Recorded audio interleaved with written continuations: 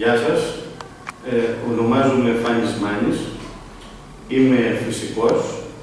Τις βασικές μου σπουδές τις έκανα στο Πανεπιστήμιο Ιωαννίνων και εργάζομαι τα τελευταία 25 χρόνια ως εκπαιδευτικός στην ιδιωτική εκπαίδευση. Είμαι πρόεδρος του Συλλόγου Ερασιτεχνών Αστρονόμων Θεότητας και γραμματέας της Ένωσης Ελλήνων Φυσικών Παραρτήματος Ανατολικής Στερεάς. Οι συνεντεύξεις που θα δείτε αποτελούν μέρος του προγράμματος Greek Teachers Program 2016, το οποίο έλαβε μέρος στο CERN της Ελβετίας, στη Γενέβη, όπου μια ομάδα 30 Ελλήνων εκπαιδευτικών επιμορφώθηκαν για το τι ακριβώς είναι το CERN, πώς ακριβώς μπορεί κάποιος να πάει και να εκμεταλλευτεί το πτυχίο του φυσικού ή οποιοδήποτε άλλο πτυχίο υπάρχει στον τομέα των θετικών επιστημών στην Ελλάδα. Οι πληροφορίες που δίνονται από τους καθηγητές και τους διδάκτορες του ερευνητικού αυτού κέντρου, του μοναδικού στον κόσμο, θα αποτελέσουν για τους μαθητές πηγή προβληματισμού και έμπνευσης.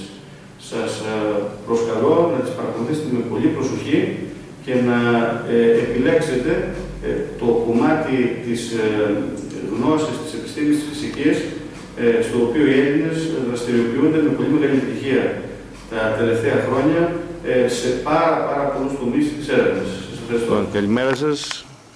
Είμαστε με τον κύριο Αντώνη Παπανέστη, συμφοιτητή μου. Τιμή που έχουμε στο CERN, βρισκόμαστε στο AMS, μαζί με τους συναδέλφους φυσικούς από την Ένωση Ελλήνων Φυσικών. Να ρωτήσουμε τον Αντώνη λοιπόν τι έχει να μας πει για τους νέους μαθητές στην Ελλάδα, να μας πει πώς ακριβώς βρέθηκε ο ίδιος εδώ και να μας πει πώς σκέφτεται το μέλλον. Εγώ βρέθηκα εδώ με το συνηθισμένο τρόπο που βρίσκεται κανείς. Δεν ξέρω, τελείωσα το σχολείο, ήμουν καλός μαθητής, πήγα στο Πανεπιστήμιο, σπούδασα στα Γιάννενα και στη συνέχεια ήθελα να κάνω κάτι παραπάνω. Ήθελα να κάνω ένα διδακτορικό. Μου άρεσε πολύ η αστρονομία και η φυσική υψηλών σωματιδίων, ψηλών ενεργειών, γιατί το ένα είχε να κάνει με το πολύ μεγάλο, το άλλο είχε να κάνει με το πάρα πολύ μικρό. Και τελικά κατέληξα να κάνω το διδακτορικό μου στο Λονδίνο, στο UCL, στην ανάπτυξη ανιχνευτών. Και τελικά, μετά από μία-δύο ενδιάμεσες δουλειές, κατάφερα να πιάσω δουλειά στην Αγγλία, στο RAL, όπου υπάρχει ένα τμήμα που ασχολείται με το CERN και έτσι κατέληξα εδώ, γιατί δουλεύω για τη λειτουργία του προγράμματος LHCb. Δουλεύω για τους ανιχνευτές Τσέρενκοφ. Τώρα, τι μπορώ να πω στους μαθητές είναι ότι αν τους αρέσει η φυσική, θα πρέπει να κυνηγήσουν λίγο τα όνειρά τους. Ο κάθε άνθρωπος που του αρέσει η φυσική και ασχολείται με τη φυσική δεν σημαίνει ότι απαραίτητα θα καταλήξει να είναι φυσικός ή ότι απαραίτητα θα καταλήξει να κάνει έρευνα. Ωστόσο, το να σπουδάσει κανείς φυσική είναι πολύ σημαντικό, όπως και πολλές άλλες επιστήμες, και αυτό αναγνωρίζεται ιδιαίτερα στο εξωτερικό. Υπήρχε μια εποχή που στην Ελλάδα, πριν από 30 χρόνια, όταν εγώ ήμουν εκεί, δεν αναγνωριζόταν. Ελπίζω ότι έχουν αλλάξει τα πράγματα, γιατί φυσικά ένας άνθρωπος, ένας φυσικός, ένας επιστήμονας, ξέρει να λύνει προβλήματα. Και αυτό ξέρει να το κάνει στο σχολείο, ξέρει να το κάνει στο πανεπιστήμιο, αλλά ξέρει να το κάνει και σε μια εταιρεία. Το μέλλον της ανθρωπότητας γενικότερα θα έλεγα ότι φυσικά βασίζεται στην επιστήμη. Η επιστήμη είναι κάτι που μπορεί να μας δώσει απαντήσεις σε οτιδήποτε μπορούμε να βάλουμε νούμερα. Για την ώρα δεν νομίζω ότι την έχουμε χρησιμοποιήσει αρκετά. Την έχουμε χρησιμοποιήσει αρκετά για να καταφέρουμε να κάνουμε την ανάπτυξη της τεχνολογίας, αλλά θα πρέπει να αρχίσουμε να χρησιμοποιούμε περισσότερο την επιστήμη και σε λίγο καθημερινότερη βάση. Έτσι, όταν θέλουμε να αποφασίσουμε ποια είναι η καλύτερη πολιτική που πρέπει να κάνουμε κάπου. Οι επιστήμονες είναι εκεί, μπορούν να μας δώσουν τις απαντήσεις. Αυτό που πρέπει να κάνουμε είναι να τους ακούμε σε γενικές γραμμές. Αλλά ταυτόχρονα πρέπει να δώσουμε την ιδέα στους μαθητές ότι η επιστήμη δεν είναι απόκτηση γνώσης, είναι τρόπος απόκτησης γνώσης. Πρόταση για τα Ελληνόπουλα. Πόσοι Έλληνες εργάζονται στο CERN? Στο CERN έχουμε συνήθως ανά πάσα στιγμή περίπου 150 Έλληνες. Και από την Ελλάδα και από το εξωτερικό, όπως είμαι εγώ. Αν μπουν στο πανεπιστήμιο, μπορούν να έρθουν στο CERN σαν μαθητές, καλοκαιρινοί μαθητές, σπουδαστές, για 1-2 μήνες. Είναι μια πολύ ευχάριστη εμπειρία. Αργότερα, όταν τελειώνουν το πανεπιστήμιο, μπορούν να έρθουν σαν technical students είναι κάτι που αξίζει πραγματικά τον κόπο. Μάλιστα. Και απευθύνεται σε άτομα μόνο από τον κλάδο της φυσικής, π.χ. σε μηχανολόγους, σε πολυτεχνείους, άλλες ειδικότητες. Καταρχήν, ένας φυσικός κάνει λίγο πολύ απ' όλα. Κακός ίσως από μία άποψη, αλλά πάντα μας βάζουν και κάνουμε απ' όλα. Κάνουμε πληροφορική, κάνουμε πράγματα που έχουν σχέση με τους μηχανικούς, κάνουμε πράγματα που έκαναν ηλεκτρολόγοι, μηχανικοί ίσως. Αλλά φυσικά υπάρχουν ανάγκες και για όλες τις υπόλοιπες ειδικότητες. Απλά είναι κάπως πιο εξειδικευμένες, θα έλεγα. Ωστόσο, υπάρχουν προγράμματα στα οποία μπορεί να έρθει κάποιος και να κάνει μία εκπαίδευση εδώ. Δηλαδή, ένας μηχανολόγος να έρθει και να δουλέψει με τους μηχανολόγους του ΣΕΡΝ για 3 ή 4 μήνες, έτσι ώστε να αποκτήσει μια εμπειρία, να δει πώς ακριβώς λειτουργούν κάποια πράγματα. Και αυτό είναι κάτι πολύ σημαντικό για το βιογραφικό κάποιου. Με αμοιβή ή χωρίς αμοιβή? Με αμοιβή σε γενικές γραμμές. Όχι πολύ μεγάλη, αλλά αρκετά για να επιβιώσει κανείς στα οικονομικά δεδομένα της περιοχής. Τα οποία είναι, πώς έχετε δει, πιο δύσκολα. Ωραία. Ευχαριστούμε, κύριε Παπανέσδε. Εγώ δουλεύω για ένα από τα πειράματα του ΣΕΡΝ από την αρχή. Από το 1993 που ξεκίνησα το διδακτορικό μου, δουλεύω για ένα ή κάποιο άλλο πείραμα που έχει σχέση με το ΣΕΡΝ. Από το 2000 έχω τη θέση που έχω τώρα για το πείραμα LHCb και είμαι στο ΣΕΡΝ όλο τον καιρό, 100% από το 2010. 6 χρόνια. Ευχαριστούμε. Τώρα καταγράφουμε. Καλησπερίζουμε λοιπόν τον κύριο καθηγητή. Κύριε καθηγητά, είστε? Έλληνας, φυσικός, πειραματικός φυσικός. Είμαι στο ΣΕΡΝ από το 86, δηλαδή 30 χρόνια. Η εξειδίκευσή σας? Και είμαι φυσικός υψηλών ενεργειών βασικά, πειραματικός όμως φυσικός και τώρα τα τελευταία 5 με 10 χρόνια ασχολούμαι περισσότερο με επιταχυντές παρά με ανοιχτές. Κατά το παρελθόν βεβαίως έκανα άλλα πράγματα, μπορείτε να με ρωτήσετε. Το πρώτο πτυχίο? Πρώτο πτυχίο φυσική, στο Ιμπήρια. Δεύτερο πτυχίο φυσική. Όχι στην Ελλάδα, δηλαδή. Κανένα. Στο Ιμπήρια έφυγε κατευθείαν, γιατί σε 3 χρόνια καθάρισα έκανα αυτό το πτυχίο. Μετά ξεκίνησα καπάκι διδακτορικό, τελείωσα διδακτορικό και μετά ήρθα στο ΣΕΡΝ. Τι μπορείτε να μας πείτε για τα Ελληνόπουλα που θέλουν να ασχοληθούν με θετικές επιστήμες? Λοιπόν, θα το συζητήσουμε αυτό. Εντάξει, καταρχάς είπαμε, όπως λέω σε όλους, πρέπει να κάνει ο κόσμος, ιδίως τα νέα παιδιά, πρέπει να σκεφτούν να κάνει κάτι που τους αρέσει. Άμα δεν κάνουν κάτι που τους αρέσει, έχουν χάσει το νήμα, δεν είναι. Οπότε να ακούσουν με τους γονείς τους, αλλά να έχουν και αυτό υπόψη τους. Δηλαδή, εντάξει, δεν μπορεί όλοι να γίνονται γιατροί και τα λοιπά, επειδή οι γονείς θεωρούν ότι είναι καλοί. Εγώ προσωπικά, ας πούμε, είχα έφεση όταν ήμουν μικρός, ήμουν πολύ περίεργος για το πώς βλέπουν τα πράγματα. Ξέρω εγώ, έβαζα το χέρι μου στην πρίζα, όχι δεν το έβαζα, τέλος πάντων. Αλλά ήμουν κάπως περίεργος και άρα είχα κάποια έφεση στη φυσική και αποφάσισα να ασχοληθώ με τη φυσική. Τώρα, κάνοντας φυσική ως πρώτο πτυχίο, θα έλεγα ότι σου ανοίγει πιο πολύ τους ορίζοντες παρά σου κλείνει, διότι αυτό που μαθαίνεις είναι βασικά πώς δουλεύει η φύση λιγάκι, αλλά περισσότερο την επιστημονική μέθοδο, πώς δουλεύουν οι επιστήμονες. Και αυτό σε βοηθάει γενικά στη ζωή σου. Πολλοί από τους συναδέλφους και μετά μπορεί να κάνεις διδακτορικό στη φυσική. Κάνοντας διδακτορικό στη φυσική υψηλών ενεργειών, πάλι δεν σου κρίνει τους ορίζοντες. Παραδείγματος χάρη, πολλοί από τους συναδέλφους μου, οι οποίοι τελειώσαν το διδακτορικό τους στη φυσική υψηλών ενεργειών, πήγαν και δουλέψαν σε τράπεζες. Γιατί, διότι αυτό που μαθαίνεις κάνοντας διδακτορικό είναι το πώς να αντιμετωπίζεις ένα πρόβλημα αριθμών. Καταλαβαίνεις πώς να δουλεύεις με αριθμούς βασικά. Και ο λόγος που σου δίνει διδακτορικό και το διδακτορικό που σου δίνει διδακτορικό φυσικής είναι doctor philosophy, διδακτορικό φιλοσοφίας. Βασικά λοιπόν είναι μια στάμπα που σου λέει ότι έχεις μάθει να σκέφτεσαι με έναν ορισμένο τρόπο. Και ο τρόπο αυτό με την επιστημονική μέθοδο κτλ. Αυτό λοιπόν το γεγονός ότι έμαθες να σκέφτεσαι με έναν συγκεκριμένο τρόπο μπορεί να το χρησιμοποιήσεις σε διάφορα επαγγέλματα αργότερα, ξεκινώντας από τράπεζες και καταλήγοντας οπουδήποτε. Άρα δεν είναι ότι σου κλείνει τον ορίζοντα η φυσική, αντίθετο θα έλεγα. Και μερικοί από εμάς αποφασίσαμε, αφού τελειώσει το διδακτορικό τους, να παραμείνουν σε αυτό το τομέα. Δεν μπορούσαμε να κάνουν κάτι άλλο.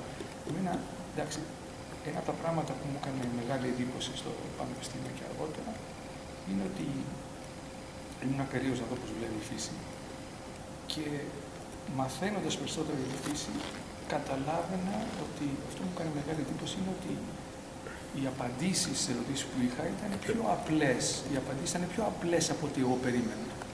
Δηλαδή, μπορεί να καταλάβεις τη φύση με ένα εύσχυμο και εύκολο τρόπο. Αυτό μου έκανε μεγάλη εντύπωση. Δηλαδή, δεν ήταν, εγώ περίμενα, όταν δεν ξέρεις κάτι για ένα θέμα, νομίζω ότι είναι φοβερά περίπλοκο. Τελικά δεν είναι έτσι.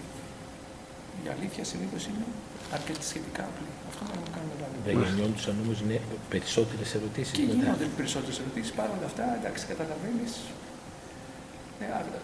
Αυτό ήταν από τα πράγματα που μου έκανε εντύπωση, μεγαλώνοντας από παιδεία, ας πούμε, και καθώς έγινα έφηβος, ήμουν μεγαλύτερος. Καταλάβαινα ότι οι απαντήσεις στις ερωτήσεις που είχα ήταν πιο απλές από ό,τι περίμενα τότε.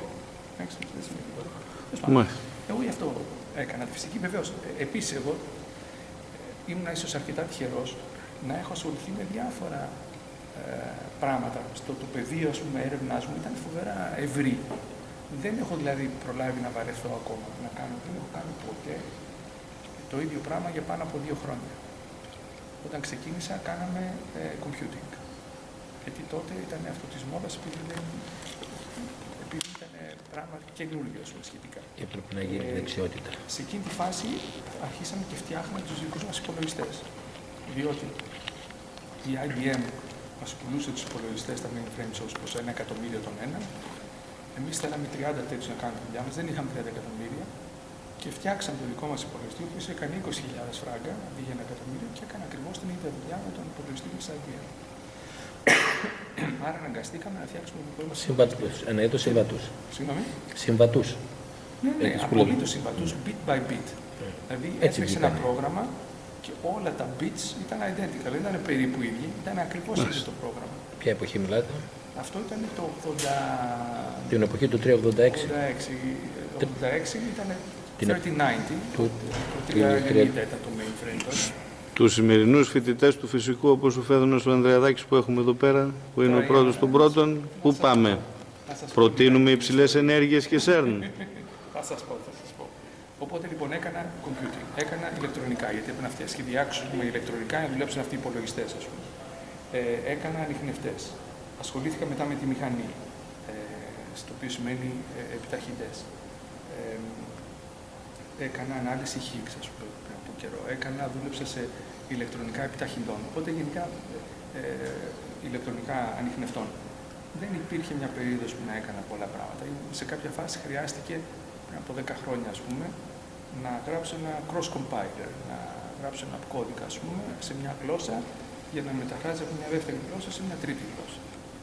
Το οποίο, εντάξει, είναι μια δουλειά η οποία γίνεται από ανθρώπους που έχουν υπόψη τους, ας πούμε, από κομπιούτερ. Γιατί εγώ δεν είμαι κομπιούτερας καθόλου, ας πούμε, αλλά την έμαθα τη δουλειά στην ανάγκη, ας πούμε, στο κασίδι το κεφάλι, ας πούμε, έμαθα και εγώ όλες τις δουλειές. Τώρα, παραδείγματος χάρη, σχεδιάζω μαγνήτες. Εντάξει, το οποίο έχω και στο τσεπάκι μου, μαγνήτες σας δείξω. Εγώ δεν είχα σχέση με σχεδιασμό μαγνητών, δούλευα για πολλά χρόνια στο Magnet Safety. Παρ' όλα αυτά, σε κάποια φάση ασχολήθηκα με τη κατασκευή. Λοιπόν, αυτός. Για τους επιταχυντές ή... Αυτό, για το καινούριο επιταχυντή που πρέπει να φτιάξουμε, ένα από τα πιο δύσκολα πράγματα είναι να φτιάξει το τελευταίο μαγνήτη πριν από πλήρω. Αυτό που λέγαμε, τα 3 πράγματα που πρέπει να έχει. Ναι, αυτός λοιπόν είναι ένας ειδικός μαγνήτης, ο οποίος μπαίνει, είναι ο τελευταίος μαγνήτης πριν από τη σύγκρουση. Στη δικιά μας την περίπτωση του καινούριου μηχανήματος είναι 2 μέτρα από τη σύγκρουση, ενώ ο ανιχνευτής είναι 12 μέτρα τουλάχιστον. Άρα είναι μέσα στον ανιχνευτή. Ο ανιχνευτής έχει ένα μαγνητικό πεδίο. Αυτός επίσης έχει ένα μαγνητικό πεδίο. Τα δύο μαγνητικά πεδία, το ένα επηρεάζει το άλλο. Δεν πρέπει. Οπότε είναι μια πολύ δύσκολη λύση για το πώς ακριβώς θα βρεις μια λύση. Τέλος πάντων, που να φτιάξεις και αυτούς τους μαγνήτες, οι οποίοι συγκεντρώνουν τη δέσμη. Είναι ιδιαίτερα ισχυρή αυτή η μαγνήτες. Συγκεντρώνουν τη δέσμη 2 μέτρα πριν από το IP, το σημείο σύγκρουσης. Τέλος πάντων, ήταν τα σπεσιφικές ίσως κάπου δύσκολα, ήταν μια δύσκολη περίπτωση. Είπα, κάτσε να ασχοληθώ. Έφτιαξα λοιπόν αυτό το πρωτότυπο, το οποίο αυτή η διάσταση είναι σωστή, είναι κανονική, γιατί εδώ μέσα μπαίνει η σωλήνα δέσμης. Αλλά στην πραγματικότητα αυτό είναι 3 μέτρα μακρύ, αυτό είναι απλώς ένα μικρό slice αυτού του συστήματος. Κάνα το δείτε από κοντά, θα δείτε ότι έχει ένα περίεργο σχήμα μέσα στο οποίο μπαίνει το υπεραγώνιμο καλώδιο. Για ψήξη, Όχι, μέσα μπαίνει το υπεραγώνιμο καλώδιο, το οποίο δίνει το μαγνητικό πεδίο. Και μάλιστα έχουμε δύο τέτοια rings, το ένα είναι αυτό και έχει ένα άλλο το οποίο είναι λίγο πιο μεγάλο και το οποίο κολλάει, μπαίνει από πάνω του. Και αυτή είναι μια καινούργια τεχνική που δεν χρησιμοποιείται ακόμα για μαγνήτες, είναι πολύ καινούργια ας πούμε. Και ελπίζω, ευελπιστώ να έχω τώρα στο γραφείο μου ολόκληρο το πρωτότυπο, να το τεστάρουμε εντός Δηλαδή αυτό που μας δείχνετε τώρα είναι ας πούμε... So, good morning. Good morning. Καλημέρα σας. Καλημέρα. I have some questions for the students in Greece. The questions mostly say about what a physicist does or what other occupations are here at CERN for the people, for the students in Greece to follow up when they grow up and they study at the university. Let me translate it. Η ερώτηση είναι τι ακριβώς θα κάνουν τα παιδιά μεγαλώνοντας αν θέλουν να ακολουθήσουν τον τομέα της φυσικής και των άλλων επιστημών που υπάρχουν στο CERN. I would like you to tell us who you are, what's the occupation and your place here at CERN. Θα ήθελα να μας πεις τι ακριβώς κάνεις, ποια είναι η δουλειά σου. Okay, so hi, I'm Jeff. I'm the teacher program manager at CERN, which means I take care of all the CERN teacher programs. Your surname? Jeff. Jeff, then the other one? Sorry, Jeff Wiener. Okay. Yeah. Okay. We only go by first name. Yeah. And I coordinate all the CERN teacher programs, and I also take active part in running them. And I'm a physics teacher by heart, so I was teaching physics in Vienna, and then I was lucky enough to come here to CERN. Το όνομά μου είναι Jeff, είμαι καθηγητής φυσικής, είμαι υπεύθυνος του προγράμματος παιδείας και εκπαίδευσης μαθητών στο CERN. You come from? I'm from Austria. Κατάγεται από την Αυστρία. Okay. Okay, and so the first question, at CERN, I'm one of the few physicists. That's something that most people probably don't believe, that at CERN, not everyone is a physicist. Instead, most people at CERN are engineers or computer engineers and IT nerds. But we also, of course, we have physicists here, we have applied physicists who take care of the machines, but we also have a medical service, for example. We have doctors or diplomats. I mean, we are a big organization. We have every single job, but most of us are really working in engineering, computing, calculating. Okay. Yeah. Στο CERN είναι δύσκολο να το πιστέψει κάποιος, αλλά είναι πολύ λίγοι οι φυσικοί. Ένας από αυτούς είμαι και εγώ. Οι πιο πολλοί είναι μηχανικοί, είναι γιατροί, είναι άνθρωποι των υπολογιστών, είναι άνθρωποι των δικτύων και υποστηρικτική εργασία, γραμματείς, πολύ μεγάλο κύκλωμα εργασιών. Go on. The question is how the Greek students would apply in order to come to CERN. Η ερώτηση είναι πώς μπορούν τα παιδιά στην Ελλάδα να επισκεφθούν το CERN και να εργαστούν στο CERN and work at CERN also in the near future. So, first of all, you need to study something.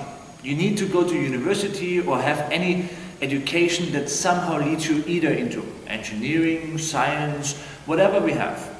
Then, when you're a student at university, you can, for example, apply as a summer student. This is one of the best programs we run.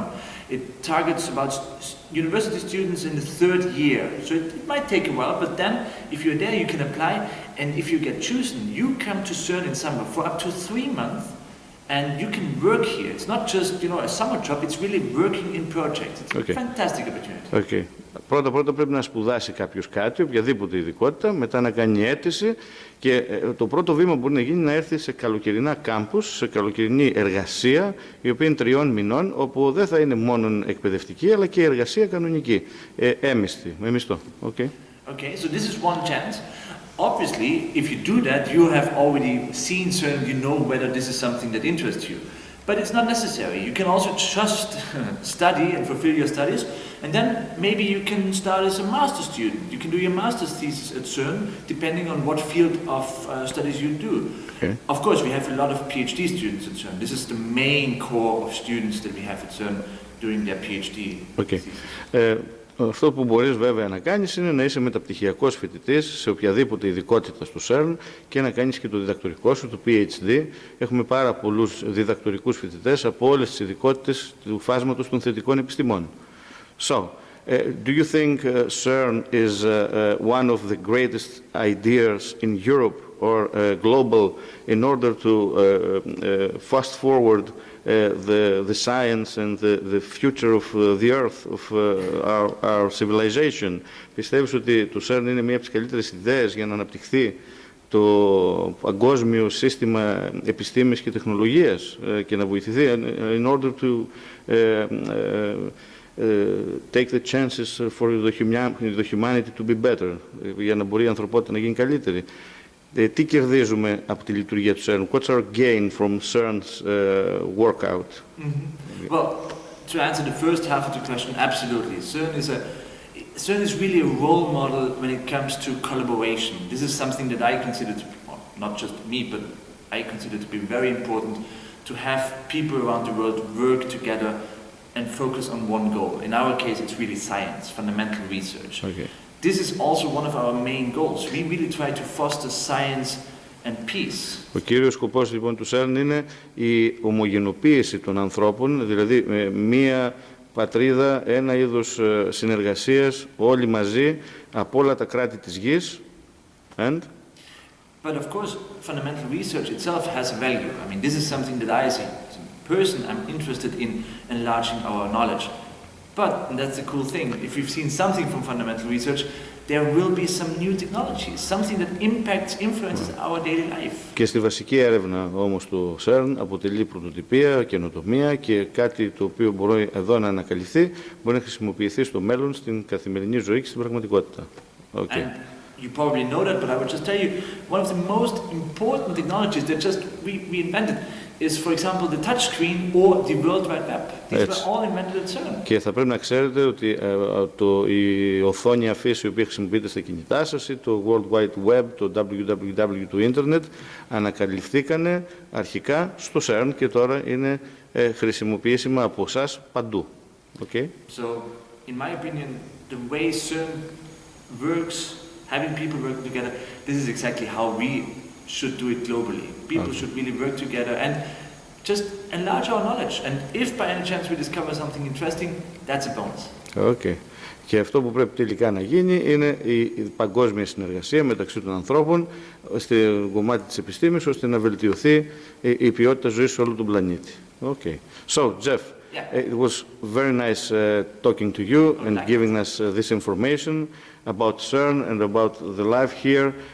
The teachers, the Greek teachers program, which participated this week at CERN with the education that we took and everything that you show us, is